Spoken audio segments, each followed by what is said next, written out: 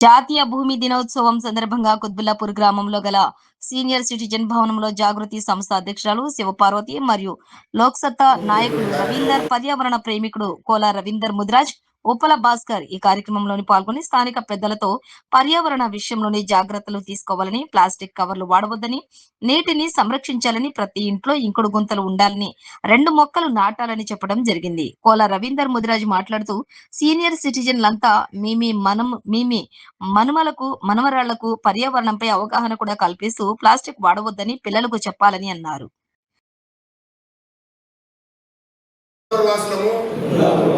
పర్యావరణాన్ని కాపాడడానికి మా ఇంట్లో మా మనవలకు, మనవరాళ్లకు, మా బంధువులకు వివరిస్తాను. మార్కెట్కి వెళ్ళినప్పుడు చేతి సంచులో కూరగాయలు తేవాలని, మటన్ షాప్కి వెళ్ళినప్పుడు టిఫిన్ బాక్సులు తేవాలని మా పిల్లలందరికీ కూడా అవగాహన కల్పిస్తూ మంచినీటిని కాపాడుతామని, భవిష్యత్తులో ఎటువంటి మనకు పర్యావరణం ఇబ్బంది లేకుండా 10 మందిని మార్చే విధంగా ప్రయత్నం చేస్తానని నేను ప్రమాణం చేయుచున్నాను.